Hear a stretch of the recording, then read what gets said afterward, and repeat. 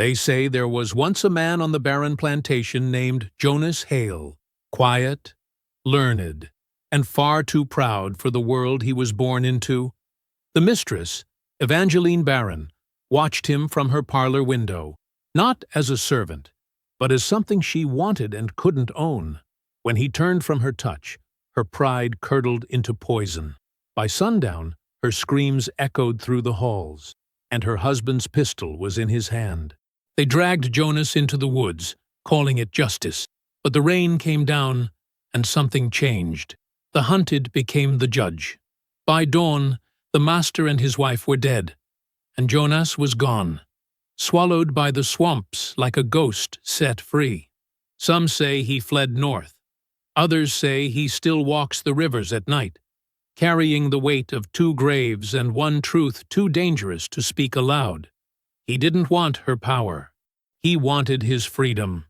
Before we go any further, comment where in the world you are watching from, and make sure to subscribe, because tomorrow's story is one you don't want to miss. The sun burned low over the cotton fields of barren Plantation, painting everything in gold and shadow. Jonas Hale knelt on the veranda steps, his carpenter's hands moving with steady purpose over splintered wood. Each strike of his hammer echoed across the still afternoon air. Sweat traced paths down his neck, but his movements never faltered. Measured, deliberate, precise. From behind the parlor window, Evangeline Barron watched.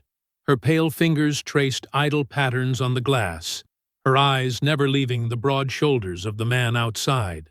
3 weeks had crawled by since Ambrose left for business in New Orleans. 3 weeks of suffocating silence, broken only by the voices of servants she couldn't talk to as equals. But Jonas was different.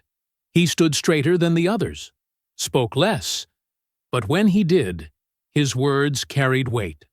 The other slaves lowered their voices when he passed, not from fear, but respect. "He's almost finished," Evangeline murmured to herself, watching as Jonas tested the repaired step with his weight.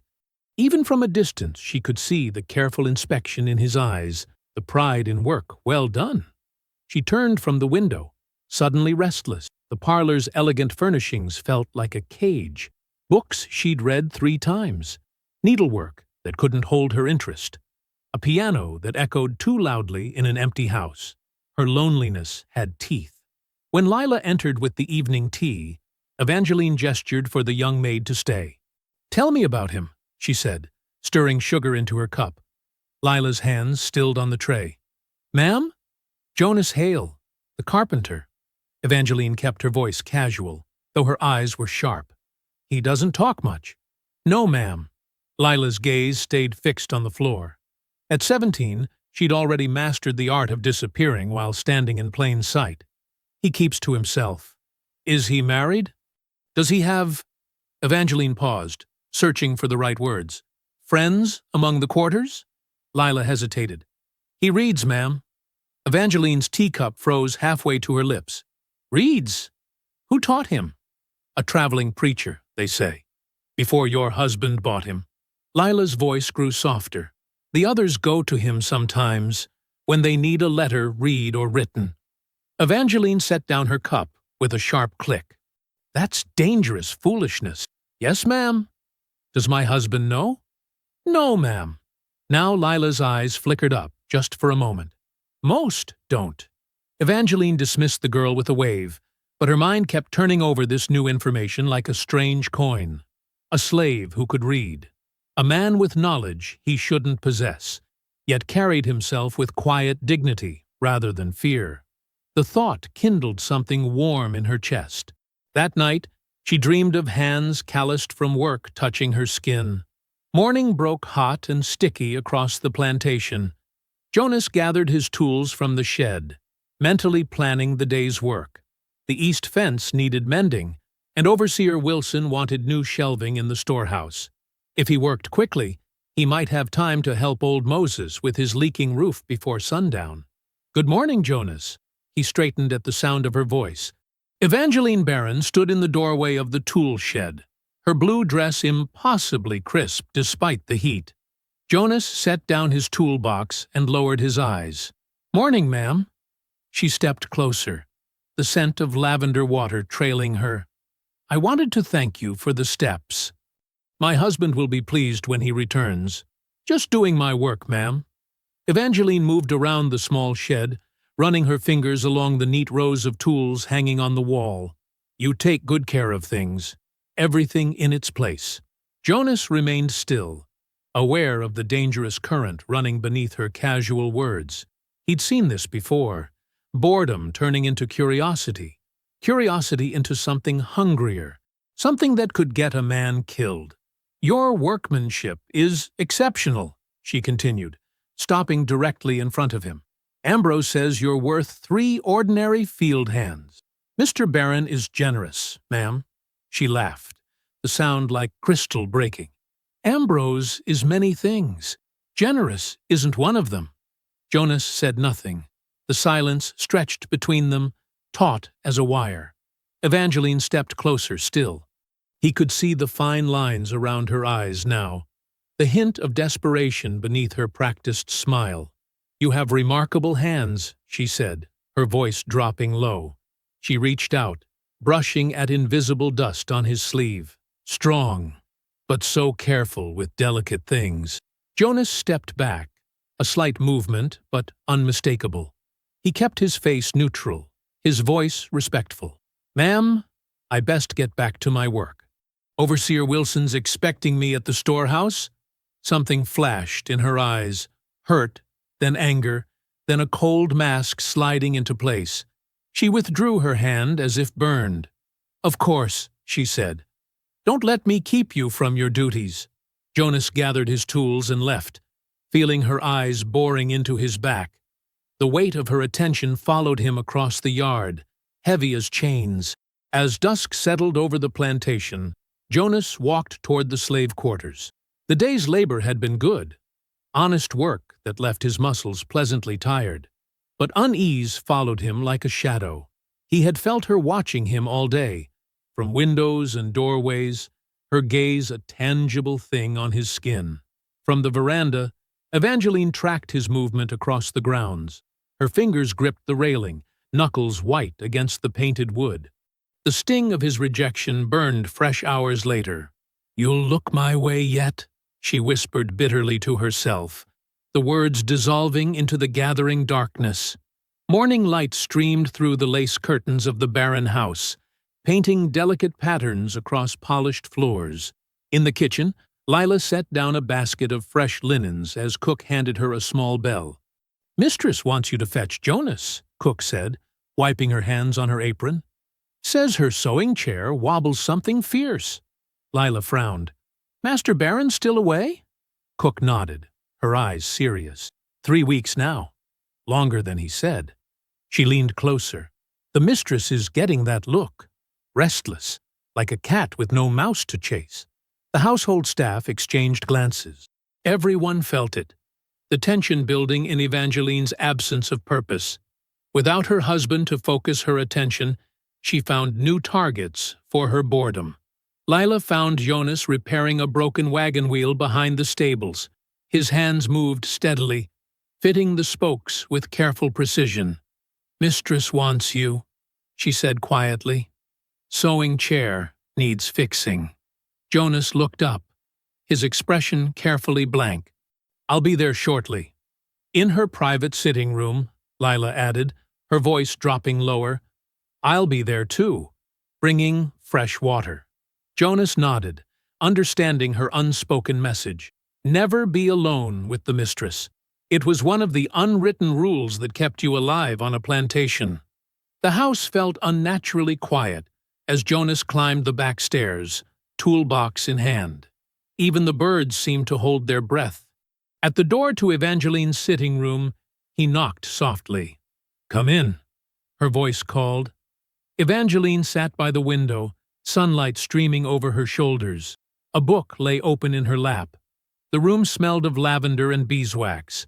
In the corner stood a delicate maple chair, its cushion of blue damask slightly askew.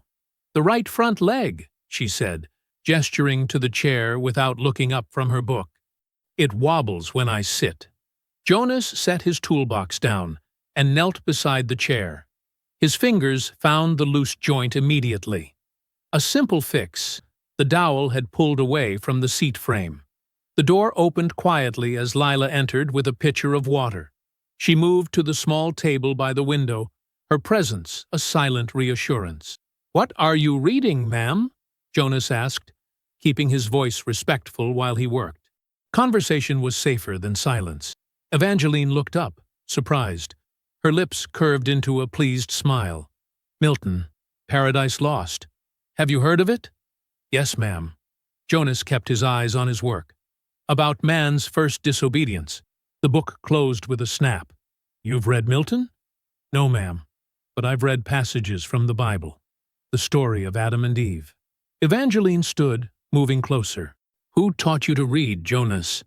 He hesitated, measuring his words carefully. "A traveling preacher, ma'am. Before I came here, he believed everyone should know the Word of God. And what happened to this preacher? Sold south, I heard. Some folks didn't appreciate his teachings." Evangeline circled him slowly, her skirts rustling against the floorboards. "What else have you read?" "Just scripture, ma'am." Jonas turned the chair upright, testing its stability. "Psalms, mostly. Words of comfort. Do you find comfort in them?" Her voice had softened, turning curious rather than accusatory. Jonas paused, considering his answer. "Sometimes, when the day's been hard." Leela moved quietly around the room, dusting surfaces that didn't need dusting, her presence a reminder to both that they weren't alone. "And what comforts you on the hardest days, Jonas?" Evangeline asked, stepping closer. "Knowing that everything changes, ma'am," he answered honestly. "Nothing stays the same forever." Something flickered in her eyes. Recognition, perhaps. Or longing. "Not even this place?" "Not even this place." She touched his shoulder then, her fingers light as butterfly wings. "You're different, Jonas. You see things others don't." His hands stilled on the chair. Without looking up, he gently removed her hand from his shoulder. "The chair is fixed, ma'am. It shouldn't wobble any more." Her breath caught. The room grew very still. "Thank you, Jonas," she said finally, her voice tight. "You may go." He gathered his tools quickly, nodding respectfully before leaving. As the door closed behind him, he exhaled slowly. The encounter had passed without incident, but he felt the danger lingering like storm clouds on the horizon. Later that afternoon, Lila found him behind the smokehouse, splitting kindling for the kitchen fires. "You need to be careful," she said, glancing over her shoulder to make sure they were alone. "When a white woman wants something she can't have, somebody pays for it. And it ain't never her." Jonas set down his axe. "I've done nothing wrong, Lila." "Don't matter," she insisted. "She's lonely and bored. That's dangerous for everybody, especially you. The way she looks at you—" Lila shook her head. "Just stay clear till Master Baron gets back." That night, as the slave quarters settled into uneasy rest, old Moses beckoned Jonas to his small cabin. At 50, Moses had survived longer than most on barren land. His wisdom had been hard-earned through pain and loss. "Heard the mistress called for you today," Moses said, offering Jonas a seat on his one wooden stool. "Just to fix a chair." Moses's weathered face creased with concern. "Best stay close to the quarters for a while. Work the far fields if Wilson allows it. I haven't done—" "Doesn't matter what you've done or haven't done," Moses interrupted gently. "You're a man who carries himself with dignity. Some find that threatening. Others find it interesting. Both are dangerous." Jonas nodded, understanding the warning. 2 days passed in relative peace. Jonas kept his distance from the main house, focusing on repair work in the outlying buildings. But fate has a way of unraveling even the most careful plans. On the 3rd day, Lila brought kitchen scraps to the chicken coop, where Jonas was reinforcing the fence. She shared a story about Cook's battle with a stubborn raccoon, mimicking the woman's indignant voice so perfectly that Jonas couldn't help laughing. a rich, genuine sound rarely heard on plantation grounds. In that moment, Evangeline rounded the corner of the kitchen garden. She stopped short at the sight of them, Jonas smiling, Leela's face animated with shared humor. Something dark crossed Evangeline's features, her lips pressed into a thin line, her hands clenching at her sides. Neither Jonas nor Leela noticed her at first. Their laughter, brief and precious, hung in the air between them like forbidden fruit. When Evangeline cleared her throat, they both turned, smiles vanishing instantly. Lila dropped into a curtsy while Jonas removed his hat. "Good afternoon, ma'am," he said quietly. Evangeline didn't respond. Her gaze moved between them, calculating and cold. Without a word, she turned and walked back toward the house, her back rigid with fury. That evening, Evangeline sat before her vanity mirror, brushing her hair with short, angry strokes. The same hands that had repaired her chair had reached out to remove hers without hesitation. The same man who spoke of scripture had laughed freely with a slave girl, but maintained careful distance from her. Her reflection stared back, flushed with humiliation. She had offered attention, precious currency from mistress to slave, and he had declined it. Worse, he seemed to find more joy in a kitchen girl's company than in hers. Her brush clattered to the table, her hand clenched into a fist. "He'll learn his place," she whispered to her reflection, her voice trembling with resolve. Morning light spilled across barren plantation as a cloud of dust appeared on the horizon. Hoofbeats grew louder, echoing up the long oak-lined drive. Ambrose Barron had returned. Jonas heard the commotion from the stables where he was fixing a broken bridle. He kept his head down, focusing on the leather between his fingers. Since his encounter with Evangeline in her sitting room, a heavy feeling had settled in his chest, like the air before a storm. "Stay busy," Moses had warned him that morning. "Stay invisible." Ambrose dismounted with a grunt, tossing the reins to a waiting stable boy. His boots were caked with mud, his eyes bloodshot from 3 weeks of business and pleasure at neighboring plantations. The smell of brandy hung around him like a cloud. "Where's Mrs. Barron?" he barked at the housekeeper who had hurried onto the porch.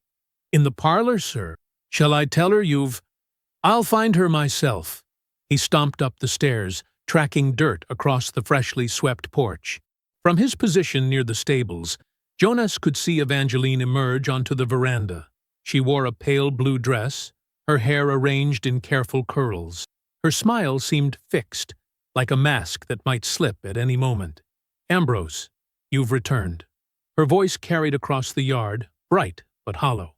Ambrose gave her a curt nod, barely pausing before launching into complaints. "Place looks like it's falling apart. Front gates hanging crooked. Who's been minding things while I've been away?" Evangeline's smile faltered. "I've done my best to—" "Your best?" Ambrose laughed sharply. "Wilson tells me the cotton's behind schedule. What have you been doing with yourself?" Their voices dropped as they moved inside, but everyone in the yard had witnessed the exchange. Jonas kept working, threading the leather carefully through brass rings, but he felt Evangeline's gaze burn through the parlor window. When he glanced up, he caught her watching him, her face a pale oval behind the glass. The morning crawled by. Jonas fixed the gate Ambrose had complained about, carefully avoiding the main house. Near midday, he helped Cook carry firewood to the kitchen, keeping his conversation brief. The entire plantation seemed to be holding its breath. "Master's in a mood," Cook whispered.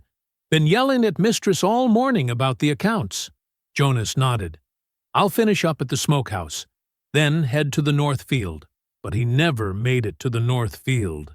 The scream cut through the humid air like a knife, high, piercing, terrified. It came from the main house. For a moment, everything froze. The slaves in the yard, the chickens pecking at corn, even the cicadas seemed to pause their endless drone.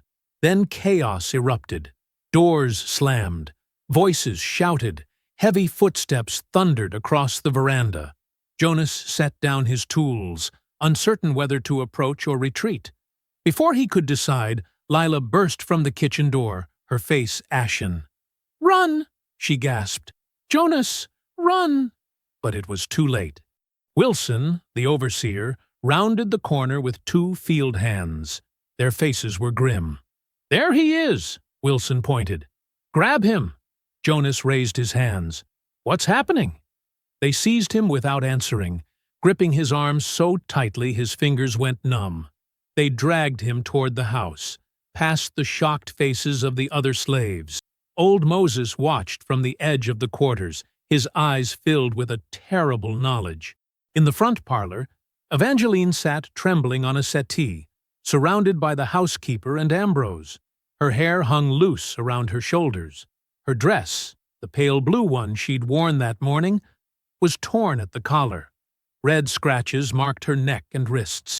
When she saw Jonas, she shrank back with a whimper. "That's him," she whispered. "That's the one." Ambrose turned, his face purple with rage. "You animal!" he spat, striding toward Jonas with fists clenched. "You dare touch my wife?" Jonas shook his head. "Sir, I don't know what—" The first blow caught him across the jaw, snapping his head back. The second drove into his stomach, doubling him over. "She was alone in her sewing room," Ambrose shouted, grabbing Jonas by the hair. "And you thought you could—" He couldn't even finish the sentence. His hand moved to his belt, where a pistol hung in a leather holster. "I'll hang you myself," he growled, drawing the weapon. "I'll string you up before supper." "Ambrose!" A new voice entered the room, deep, authoritative. Sheriff Amos Collier stood in the doorway, his badge catching the afternoon light. He'd been riding past on his way to town when he heard the commotion. "What's this about?" he asked, eyeing the scene with practiced calm. "This black brute attacked my wife," Ambrose said, pistol still trained on Jonas. "And I'm within my rights to—" "Now hold on," Collier raised a hand. "Let's not be hasty. The law has procedures." "This is my property," Ambrose snarled, "both the slave and the land. I'll dispense justice as I see fit." Collier moved forward carefully. "That slave's worth what? $800? Mighty expensive bullet you're about to use. Not to mention the trouble with the county if you hang a man without trial. Could ruin you, Baron." Jonas stood frozen between his captors, blood trickling from his split lip. His eyes met Evangeline's across the room. Her face was tear-streaked, her hands clutching a handkerchief.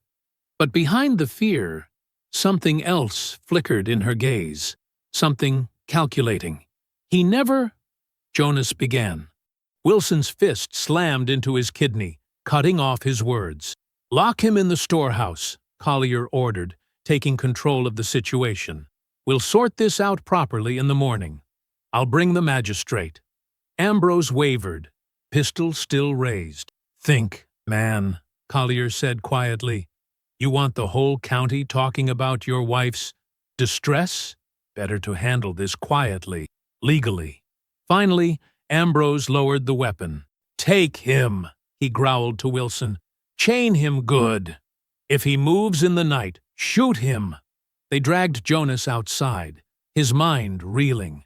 As they crossed the yard toward the storehouse, he caught a glimpse of Lila watching from behind the kitchen door, her eyes wide with helpless horror. The storehouse door creaked open, revealing a dim interior smelling of corn and molasses. They shoved him inside, chaining his wrists to a heavy support beam. The door slammed shut, leaving him in semi-darkness. Outside, he could hear Collier mounting his horse. "I'll be back at first light," the sheriff called. "Cool your temper, Baron. Justice works better with a clear head." Hoofbeats receded down the drive. Through a crack in the wall, Jonas watched Ambrose glare after the departing sheriff, jaw clenched in fury. In the parlor window, Evangeline's silhouette appeared. She sat motionless, a wineglass clutched in her trembling hands. Her false accusation had set something terrible in motion, something she perhaps hadn't fully considered until this moment. Now she could only wait, as the machinery of hate and fear she'd activated ground toward its inevitable conclusion. Midnight fell over Barren Plantation like a heavy curtain. Rain began as a whisper against the roof, then grew to a steady drumbeat.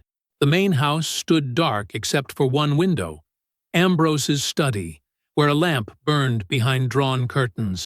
Inside, Ambrose paced the carpet, a half-empty bottle of whiskey clutched in his fist.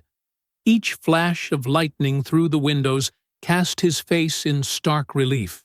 Hollow-eyed, unshaven, consumed by rage, 3 empty glasses sat on his desk beside a loaded pistol. "Master Baron," a house servant ventured from the doorway. "Is there anything else you need tonight?" Ambrose stared at the man as if trying to place him. Then he lurched toward a cabinet and yanked open a drawer. Keys jangled as he pulled them out. "The sheriff's gone.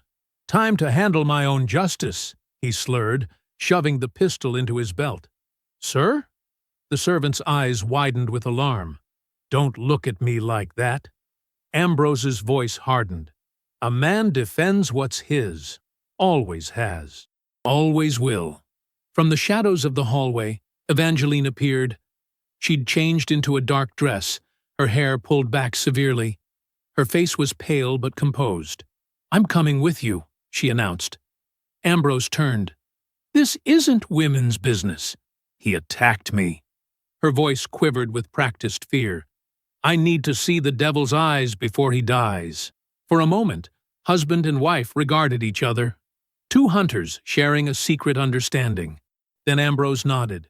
"Get my coat, and order the carriage." The servant backed away, his face carefully blank.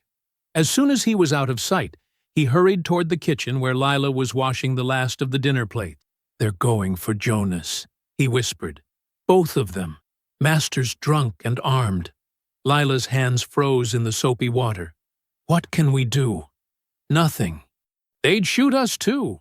Rain pelted the carriage as it rumbled down the muddy path behind the cotton fields. Inside, Evangeline and Ambrose sat in silence, water streaming down the windows, the lamp between them casting grotesque shadows. They stopped near the edge of the woods where the storehouse stood, a squat, windowless building with a heavy padlock on the door. Wilson waited under the dripping eaves, a rifle in his hands. "Been quiet," he reported. "No trouble." "Open it," Ambrose ordered, climbing down from the carriage. The rain had soaked him by the time Wilson worked the lock. The storehouse door groaned open. Inside, Jonas sat against the far wall, chains binding his wrists to a support beam. He blinked in the sudden light, then slowly rose to his feet. "Bring him," Ambrose ordered. Wilson and the driver dragged Jonas outside. His clothes were torn from the earlier beating, but his eyes remained steady, taking in the carriage, the woods behind them, and finally, Evangeline's face watching from behind the rain-streaked window. "Walk."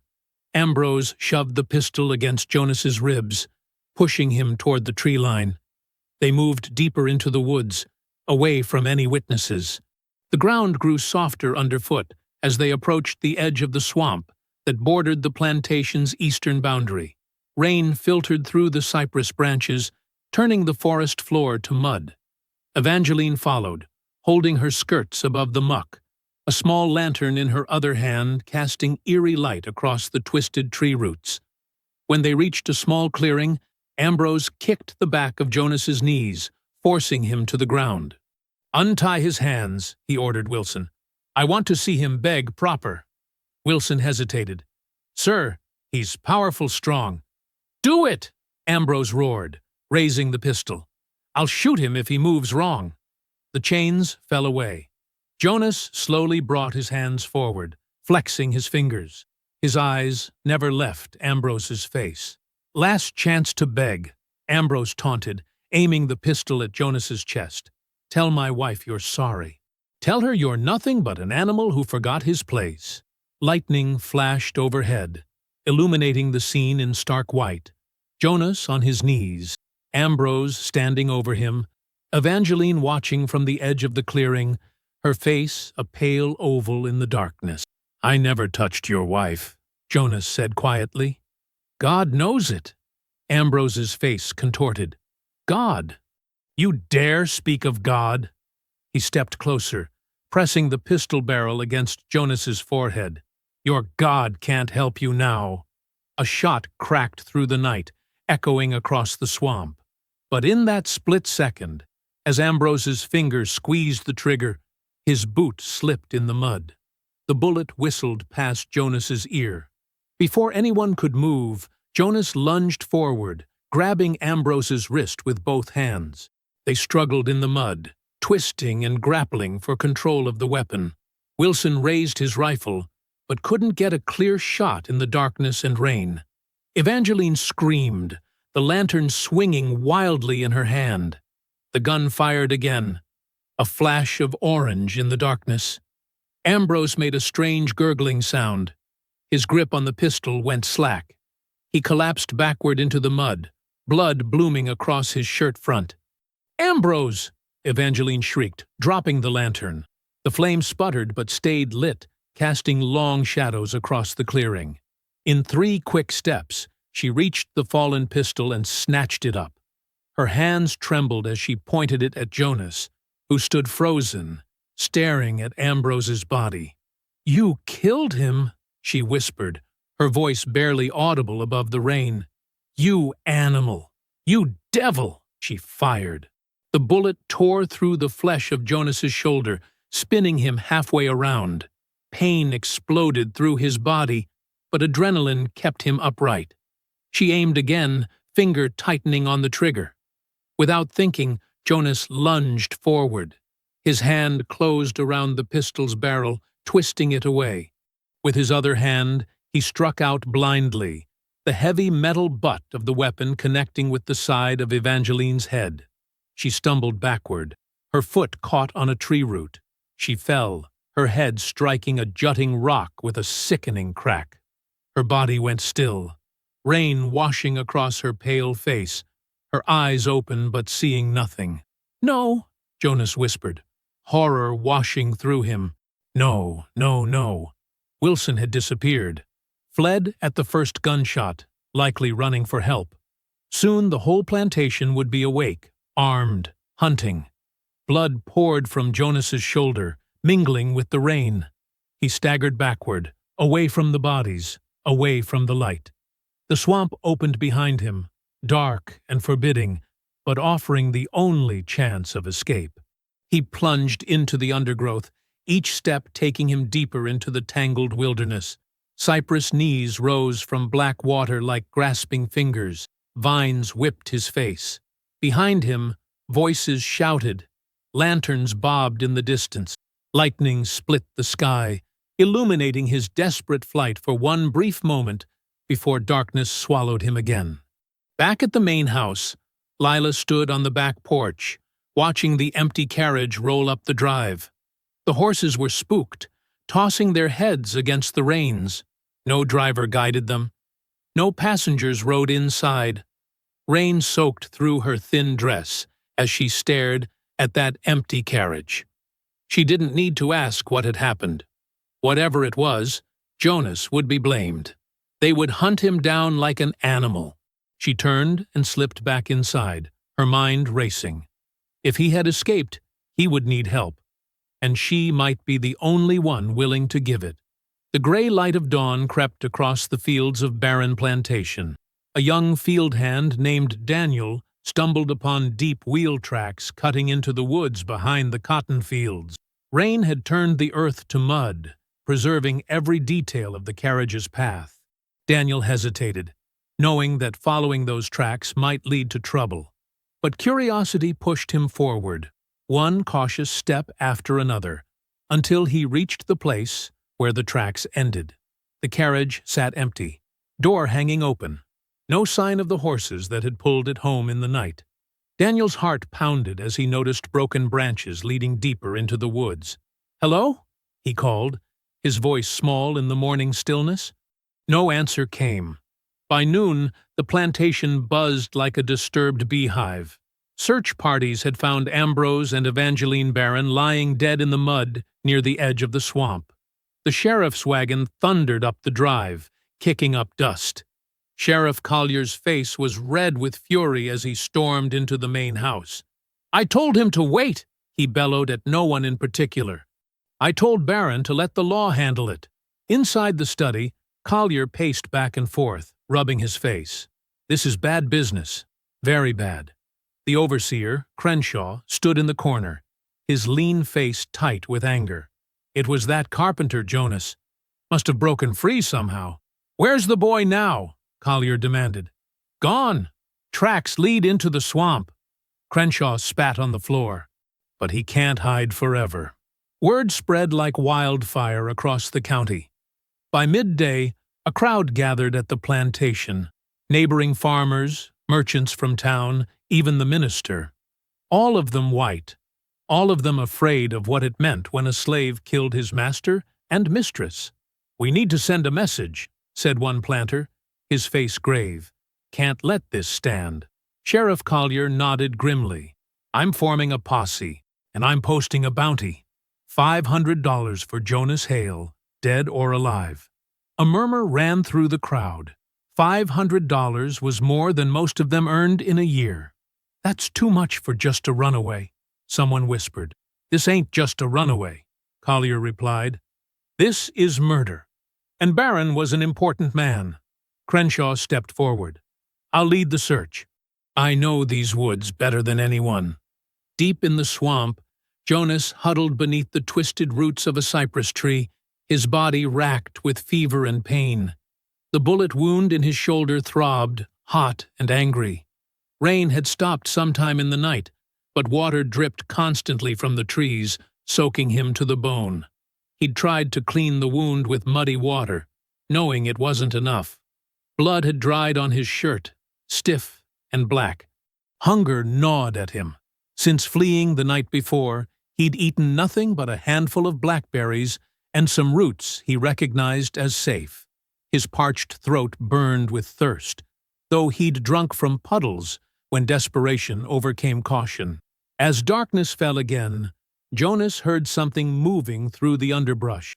He pressed himself deeper into his hiding place, ready to run despite his weakened state. A twig snapped. "Jonas!" a soft voice called. His heart leaped. "Lila?" She appeared like a ghost, her small frame wrapped in a dark shawl. In her hands was a bundle: bread, a strip of dried meat, and a bottle of water. "How did you find me?" he whispered, taking the food with trembling hands. "Followed your blood trail." She knelt beside him. "It wasn't hard." "Which means they'll find you too if you stay here." Jonas tore into the bread, forcing himself to eat slowly. "They're looking." Lila's eyes were wide with fear. "The whole county's looking. Sheriff's posted $500 for you." Jonas nearly choked. "500? Crenshaw's leading the hunt. He's got dogs." She leaned closer. "And he told the other slaves if they don't help find you, they'll burn the quarters." "Everyone's scared, Jonas." He closed his eyes, the weight of it all crashing down on him. Not just his life in danger now, but everyone he knew. "Moses covered your tracks in the field," Lila continued. "But he says you can't just hide. You gotta move. They'll hunt till the dogs give out." Jonas nodded, wincing as pain shot through his shoulder. "Where can I go?" "Whole county's looking for me." "Moses knows a preacher. Lives near the river, about 8 miles south."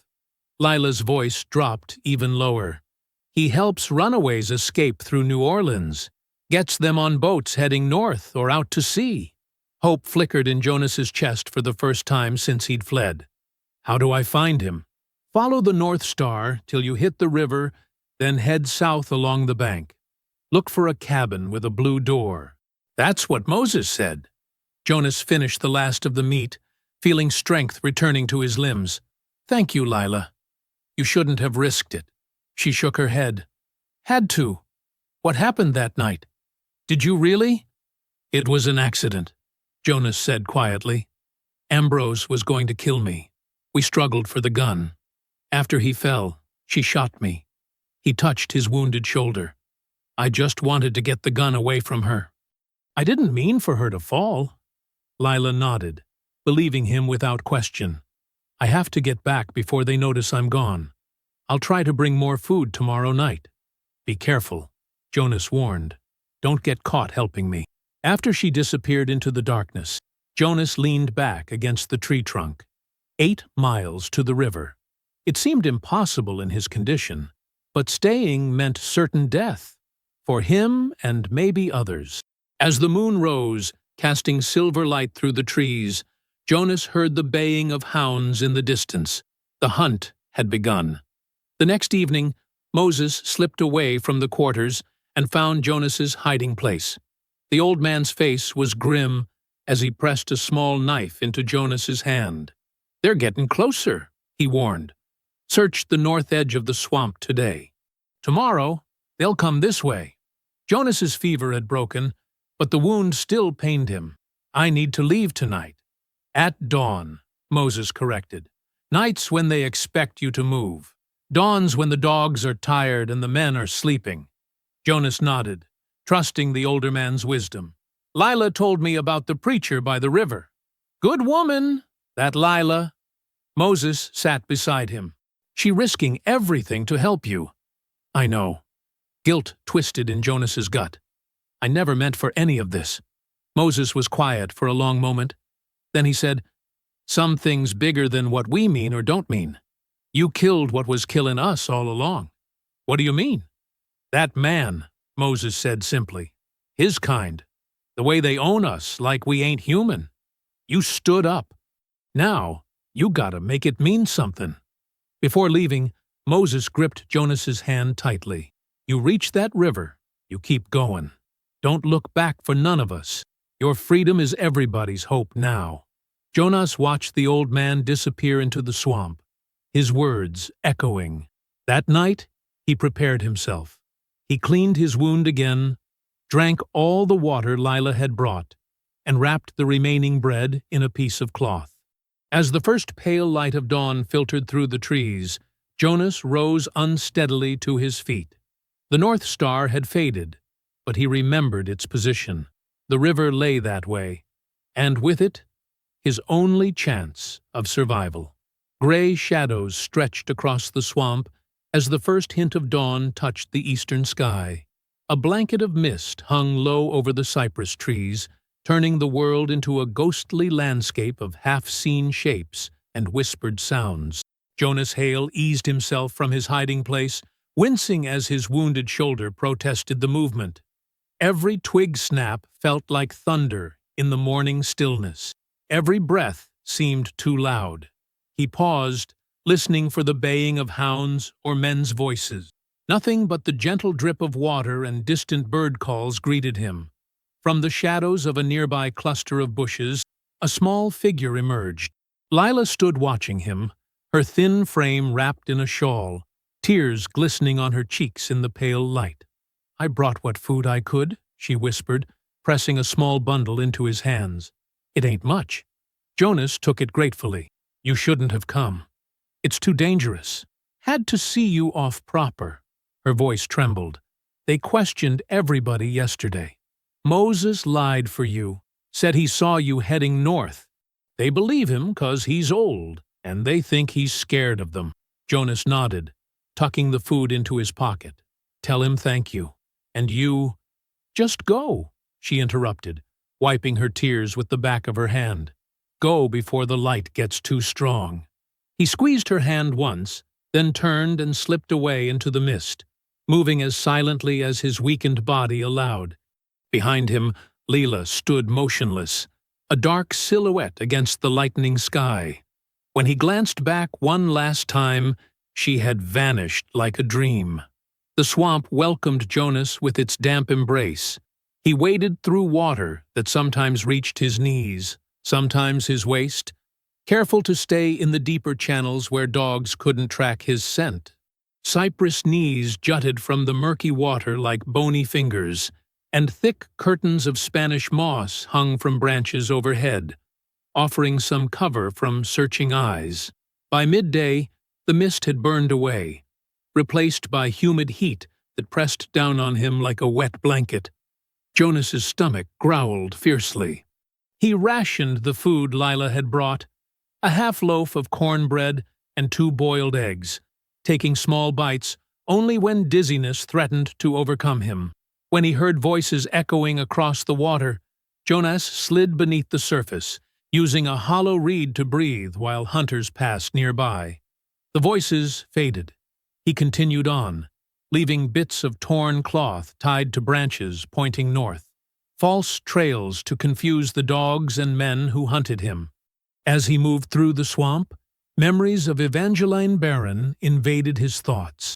Her voice echoed in his mind, sweet as honey when she first spoke to him, then twisted with rage when he rejected her.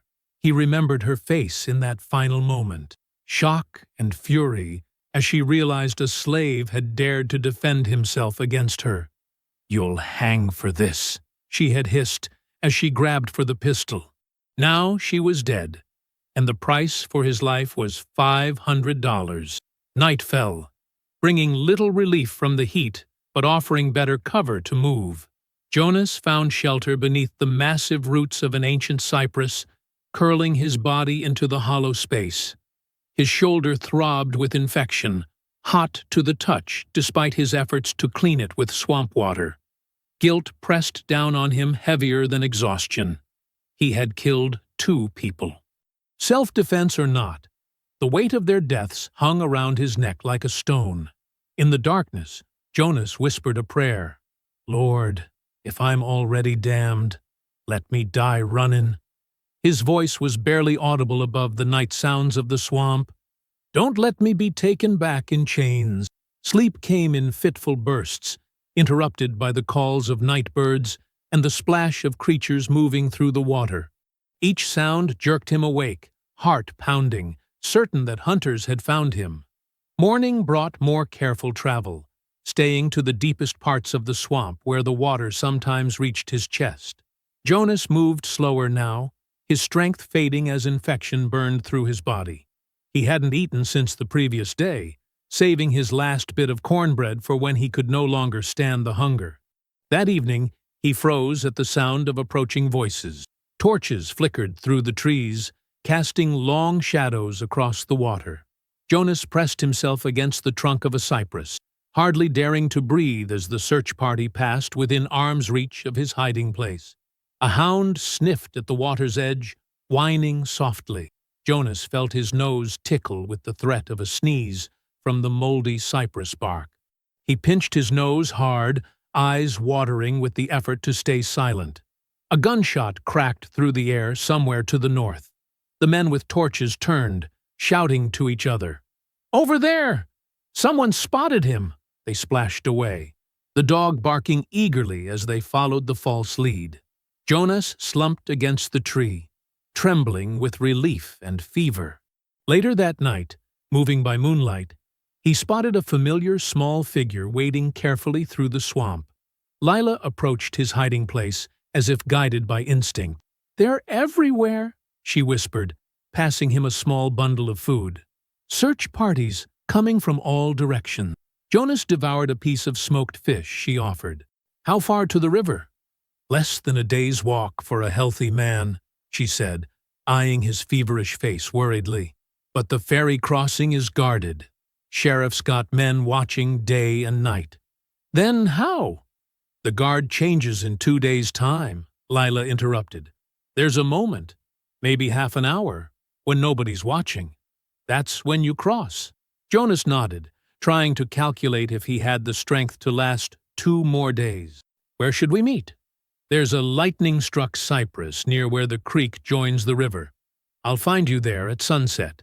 As she prepared to leave, Lila pressed something into his palm, a white handkerchief, simply made, but clean and carefully folded.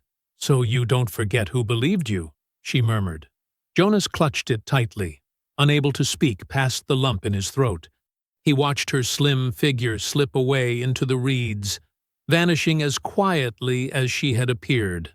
The moonlight rippled on the dark water, turning the swamp into a landscape of silver and shadow. The handkerchief felt impossibly clean against his dirt-stained fingers, a small token of faith in a world that had given him none.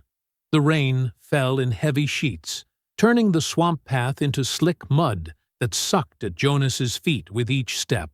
2 nights had passed since he'd last seen Lila, 2 nights of fevered dreams and hiding from search parties that seemed to grow larger by the hour. His shoulder wound had developed angry red streaks running down his arm, and the pain pulsed with every heartbeat. But the river was close. Freedom was close. Jonas leaned against a cypress trunk, catching his breath. The rain plastered his torn shirt to his skin, offering momentary relief from the fever's heat. He checked the small bundle of belongings Lila had given him, the handkerchief, now stained with swamp water and blood, a chunk of cornbread saved for this final push, and a crude map drawn on a scrap of cotton cloth showing the meeting point. "Almost there," he whispered to himself. "Almost there." The swamp sounds changed as he approached the river, water moving differently, more purposefully. Jonas felt a surge of hope despite his weakness. The rendezvous point was just ahead, where a lightning-struck cypress stood like a sentinel near the place where creek met river. He paused, squinting through the rain-soaked darkness. A faint light flickered ahead, a lantern, bobbing gently, partially hidden by leaves, the signal. The preacher had come as promised. Jonas took a cautious step forward. Something felt wrong. The light was too steady, not moving with the nervous energy of someone waiting for a fugitive. Still, what choice did he have? If he missed this meeting, there might never be another chance. Drawing a deep breath, Jonas moved toward the light. The gunshot came without warning, a crack that split the night air. Bark exploded from a tree inches from his head. Jonas dropped to the ground as more shots followed, bullets whistling through the space where he had stood. "There he is!" a voice shouted. "Don't let him escape!" Men erupted from hiding places around the clearing. 5, maybe 6 of them. The lantern had been bait, and Jonas had nearly walked right into their trap. A familiar figure stumbled forward, pushed by Sheriff Collier. Moses, his face bloodied, one eye swollen shut. The old man's hands were bound, and he could barely stand. "I'm sorry, Jonas," Moses croaked. "They broke me. I tried to hold out, but—" Collier silenced him with a brutal shove that sent the old man sprawling into the mud. Jonas scrambled backward, searching desperately for an escape route.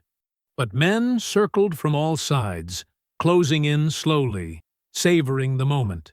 "Nowhere to run now, boy," Overseer Crenshaw called, leveling a shotgun at Jonas's chest. $500 and the pleasure of watching you hang. Christmas came early this year. A small shadow darted from the undergrowth. Leela, rushing toward Jonas with desperate speed. "Run!" she screamed. "It's a trap! Run!" The gunshot that followed seemed to freeze time itself. Lila jerked mid-stride, a small red stain blooming across her chest. Her momentum carried her forward 3 more steps before she collapsed. "No!" Jonas roared, lunging toward her fallen form. A bullet grazed his arm, but he barely felt it. He reached Lila, dragging her behind a fallen log as more shots peppered the ground around them. Her blood was hot against his hands, pumping with terrifying speed through his fingers as he tried to stop the flow. "Lila, hold on," he begged. "Please hold on." Her eyes found his, suddenly calm despite the pain. "They caught Moses yesterday. Beat him bad." Each word cost her visible effort. "I tried to warn you sooner." "Don't talk," Jonas urged. "Save your strength." She clutched his arm with surprising force. "Don't let it be for nothing," she whispered. "Promise me." Before Jonas could answer, shadows loomed over them. 2 men had circled behind, blocking his escape. One raised a club, swinging it toward Jonas's head. Jonas caught the man's arm mid-swing, twisting with desperate strength. The club fell. Jonas seized it and struck back with all his remaining power. Bone crunched. The man dropped. The second attacker lunged with a knife. Jonas blocked with the club, then drove the weapon's heavy end into the man's throat. The attacker fell, gurgling, hands clutching his crushed windpipe. Jonas turned back to Leela, but her eyes stared sightlessly at the rain-filled sky. The handkerchief she had given him was now soaked with her blood. "I promise," he whispered, closing her eyes with gentle fingers. More shouts came from behind. Jonas kissed Lila's forehead once, then plunged into the deepest part of the swamp.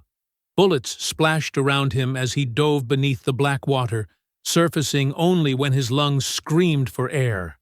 The night dissolved into a blur of running, hiding, splashing through water too deep for dogs to track. Jonas's body moved by instinct alone, his mind numb with grief and rage. Hours passed. The voices of pursuers grew distant, then faded entirely. The rain fell harder, a blessing that washed away his scent and tracks. But nothing could wash away the image of Lila falling, of Moses's beaten face, of the price others paid for his freedom. Eventually, his legs simply stopped working. Jonas stumbled once, twice, then collapsed beneath a massive oak tree at the edge of a clearing. His body was leaden, too heavy to move another inch. Blood, his own and others, mixed with the rain washing over him. "I'm sorry," he whispered, though there was no one left to hear. The rain drummed against leaves overhead, nature's mournful rhythm.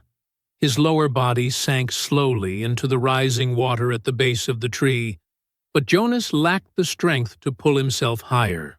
Thunder rolled across the sky, deep and sorrowful. The swamp breathed heavy mist in response, wrapping Jonas in its cool embrace as consciousness slipped away from him. His last thought was of Lila's words, "Don't let it be for nothing." Then darkness claimed him, body half submerged in the swamp waters, mind half lost to fever and despair. Around him, the rain continued to fall, erasing all signs of his passing, as if the swamp itself conspired to hide him from those who sought his destruction. Morning came softly to the swamp, golden light filtering through cypress branches and dancing across the water's surface.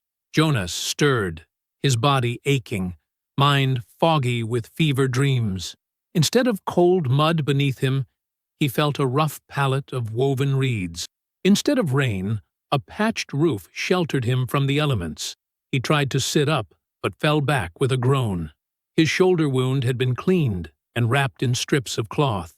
Someone had dressed him in a faded but clean shirt that wasn't his own. "Easy now," came a deep voice from the corner of the small hut. "You ain't ready to be movin' just yet." An old black man moved into Jonas's field of vision. He was thin but wiry, with a salt and pepper beard and hands that showed decades of hard work. The man's eyes were sharp, missing nothing as he checked Jonas's bandages. "Where am I?" Jonas croaked, his throat parched. "My place," the man answered simply, offering a gourd dipper filled with water. "Name's Isaiah Trent.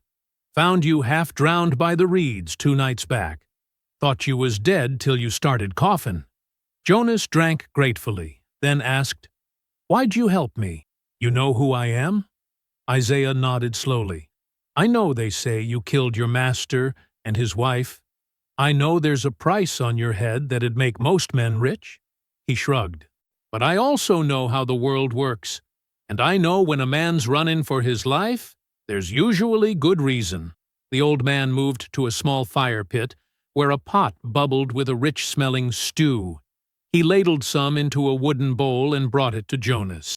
"Catfish and wild onions," he explained. "Eat slow now." As Jonas ate, Isaiah explained his situation. He'd been born free to a freedwoman in Maryland, had papers to prove it, and had worked the river most of his life. Now he lived alone at the swamp's edge, fishing and occasionally trading with passing boats. White folks left him alone, seeing him as a harmless old man not worth the trouble. "They ignore what don't threaten them," Isaiah said, with a hint of cunning in his voice. "And I learned long ago to seem harmless." Over the next several days, as Jonas's strength returned, He helped Isaiah with small tasks, mending fishing nets, cleaning catches, repairing the hut's leaky roof. The work kept his hands busy, while his mind tried to process all that had happened. At night, the faces of Moses and Lila haunted his dreams. On the fourth morning, Isaiah returned from a trip upriver with news. "Barren plantation's fallen apart," he reported, as they gutted fish on the small dock. "Master dead, mistress dead, and nobody to pay the debts. Banks taken the land." Jonas's hands stilled. "And the people? The slaves?" "Sold off, most of 'em," Isaiah said grimly. "Auction block in Natchez. Some got bought by neighboring farms. That overseer, Crenshaw, he's been drinking heavy, telling anyone who'll listen how he's gonna find you and hang your hide on the plantation gate." Jonas nodded silently, resuming his work. "Sheriff ain't faring much better," Isaiah continued. "County folk blame him for letting you escape. Say he's soft. Word is he's been riding out every day, desperate-like, hunting for any trace." "All that power," Jonas murmured, "and it turns on itself when threatened." "Like snakes in a basket," Isaiah agreed. "Been that way since I was a boy. System built on fear always eats itself in the end." A week into his stay, Jonas's fever broke completely. That evening, sitting on the dock as the sun set over the water, Isaiah brought out 2 cups of rough corn whiskey. "You been thinking on what comes next," the old man observed. It wasn't a question. Jonas nodded. "Can't stay here forever. Putting you in danger every day I remain." "Got friends downriver," Isaiah said after a long pause. "In New Orleans, man who trades with me owes me favors.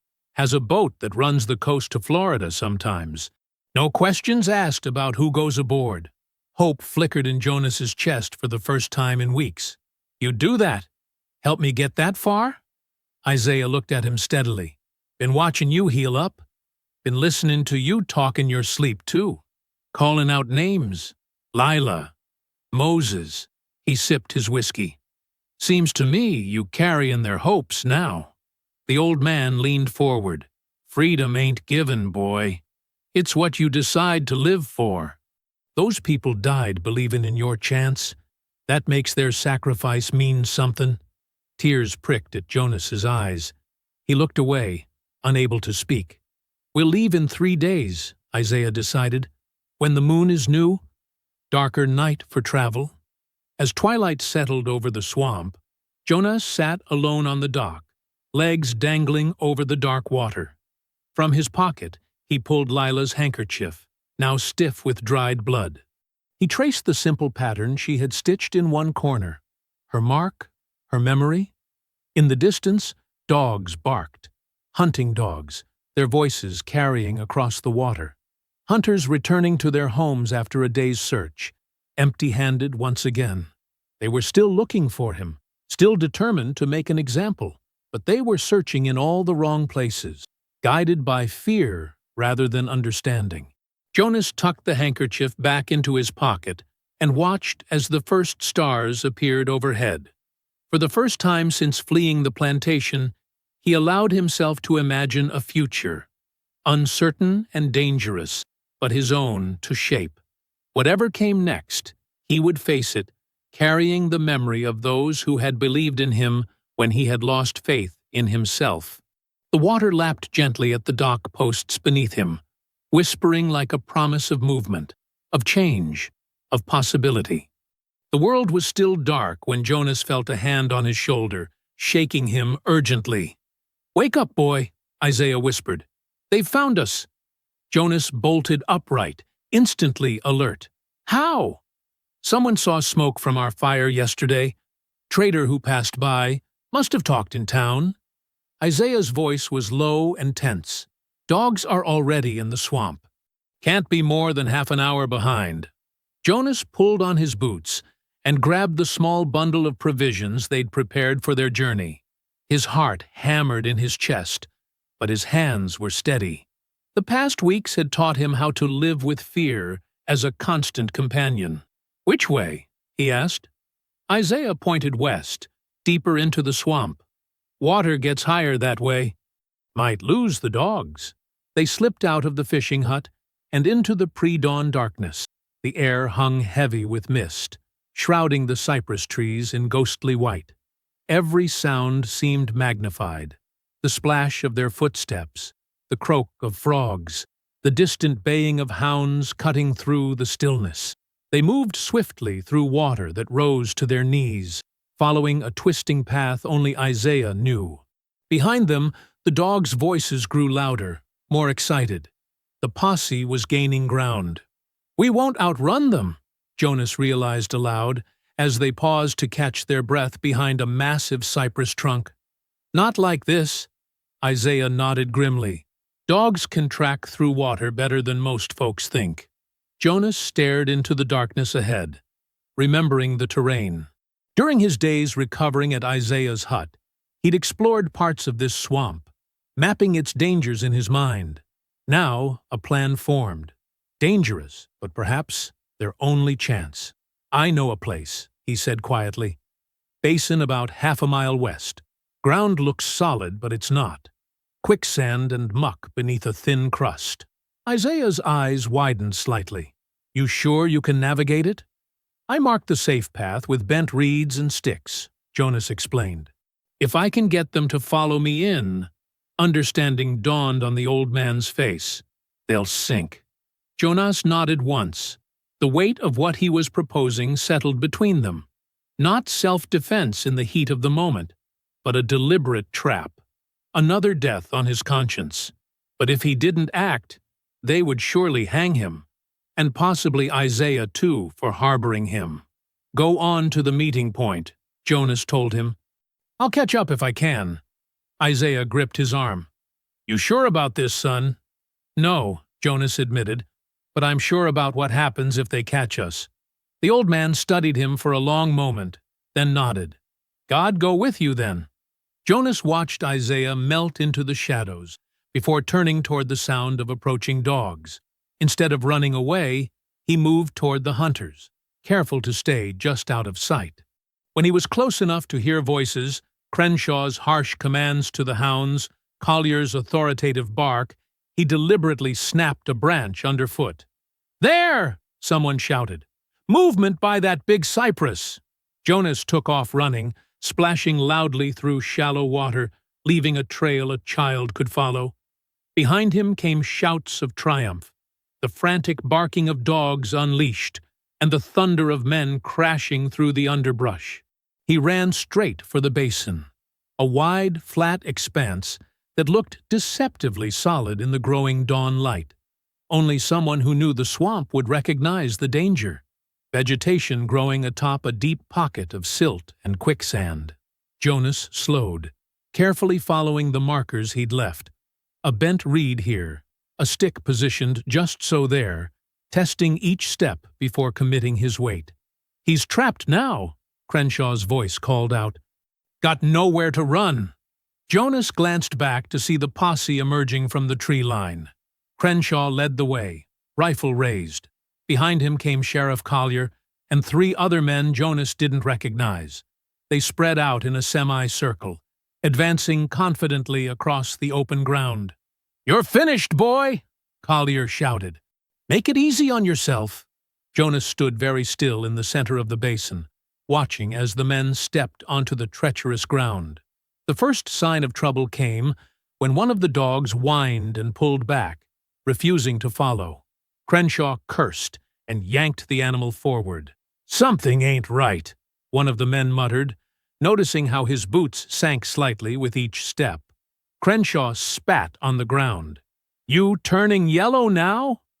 "It's just mud." But it wasn't just mud.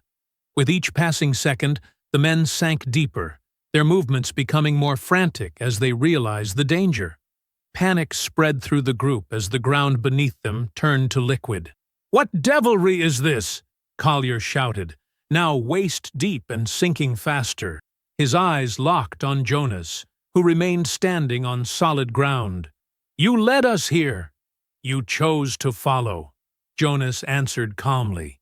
Crenshaw fired his rifle, the shot going wild as his arms sank below the surface. his face contorted with hatred and fear. "Worthless nigger! You'll burn in hell for this." "Maybe," Jonas acknowledged, "but not today." The sheriff was the last one still visible, the mire now at his chest. His eyes held a different look, not hatred but something like bewilderment, as if the world had suddenly stopped making sense. "You'll never be more than what you are," he choked out, his chin barely above the surface. Jonas looked at him steadily. "Then I reckon I'm free." The swamp swallowed Collier with a final, soft gurgle. Then silence fell, broken only by the desperate yelping of dogs that had scrambled back to solid ground. As if marking the moment, the skies opened. Rain began to pour down in heavy sheets, washing away footprints, blood, and any evidence of what had just occurred. Jonas stood in the downpour, letting the water soak him completely. His body trembled, not from cold, but from the enormity of what had just happened, what he had made happen. He carefully retraced his steps back to firm ground, following his own markers. When he reached the tree line, Isaiah emerged from behind a cypress, his face solemn. "It's done," Jonas said simply. Isaiah nodded once, saying nothing. Words seemed inadequate for this moment. Together they turned away from the basin, leaving behind the men who would become part of the swamp's secrets. The rain continued to fall as they walked, cleansing everything it touched. The world around them felt strangely quiet, as if holding its breath. In that silence, Jonas felt a terrible freedom. The freedom that comes from knowing there is no going back, only forward into whatever future awaited him. The morning sun cast golden ripples across the Mississippi River as the riverboat rocked gently at the New Orleans dock. The air buzzed with activity.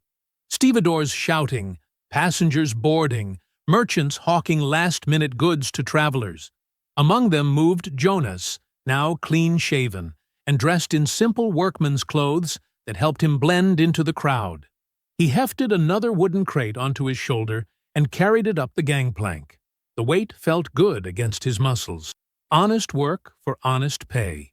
$2 a day to load cargo, and passage included. A fair arrangement that let him board without drawing attention. "Easy with that one," called the quartermaster, a heavy-set man with a red beard. "That's fine china for St. Louis." "Yes, sir," Jonas replied, setting the crate down carefully in the hold. 3 weeks had passed since the swamp had claimed Sheriff Collier and the others.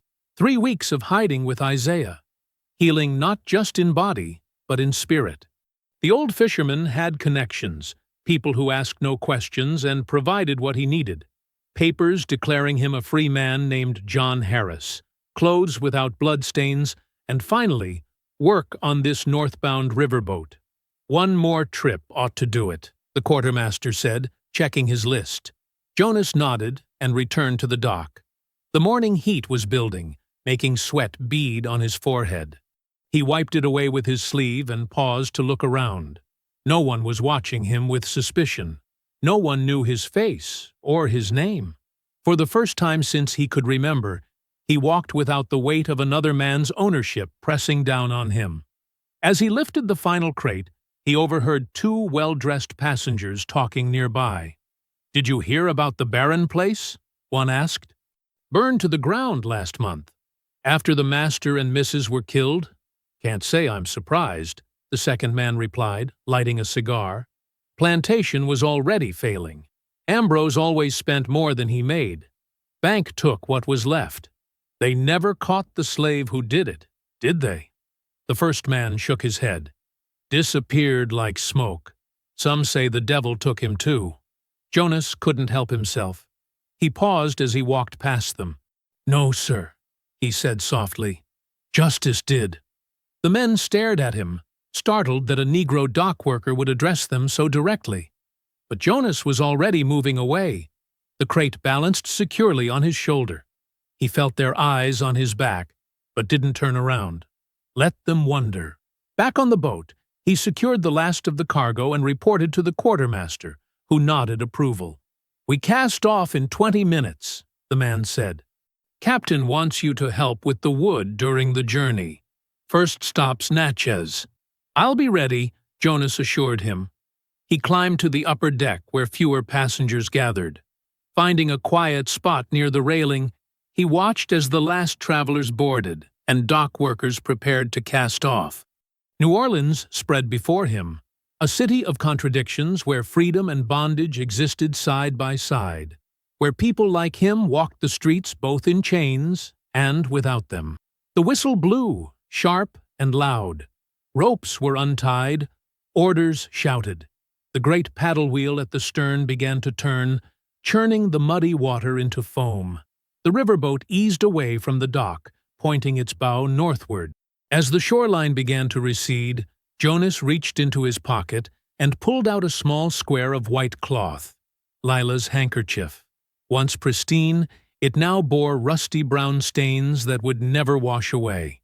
He ran his thumb across the fabric, remembering her face, her courage, her belief in him when he had lost belief in himself. "Made it, Lila," he whispered. "Just like you said I would." The river breeze picked up, fluttering the handkerchief in his fingers. For a moment, he thought about releasing it, letting the wind carry it away as a final gesture of leaving the past behind. But something stopped him. Some memories weren't meant to be forgotten, even the painful ones. Jonas carefully refolded the cloth and tucked it back inside his shirt, close to his heart. Layla would travel with him, not as a ghost, but as a reminder of what it cost to be free. The boat's engines strained harder now, pushing against the mighty current of the Mississippi. Other passengers had come to the railings to wave goodbye to the city or simply to enjoy the view. No one paid Jonas any mind. He was just another working man heading upriver. One of the deckhands passed by, nodding briefly. "First time on the river?" "First time heading north," Jonas replied. The man grinned. "Well, it's all the same river, ain't it? Just depends which way you're facing." The simple wisdom of that statement struck Jonas deeply. The same river that had carried countless enslaved people southward to New Orleans auction blocks was now carrying him north toward whatever future awaited. The water itself didn't care about the cargo it transported. It simply flowed according to greater laws than those written by men. As New Orleans faded into the distance, the riverboat settled into its journey. The paddle wheel churned steadily, the engines throbbed with a constant rhythm, and the vast landscape of America began to unfold along the banks. Plantations gave way to small farms, great mansions to modest homesteads. Jonas watched it all pass with a strange detachment. This was his country, yet not his country. He had been born on this soil but never belonged to it. Instead, he had been told he belonged to someone else. A group of passengers nearby were singing a hymn, their voices carrying over the sound of the engines. Jonas recognized the melody from secret prayer meetings in the quarters. The words spoke of crossing rivers and finding peace on the other side. He didn't join in, but he let the music wash over him, another current carrying him forward.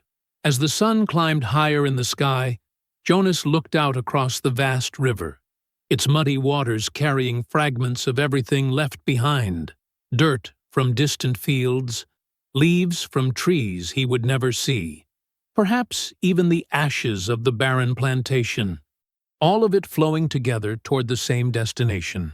In that moment, with the open water before him and an uncertain future ahead, Jonas felt something he couldn't remember feeling before. Possibility. Not safety. Not yet. But the chance to become whoever he chose to be. He whispered words that were both prayer and promise.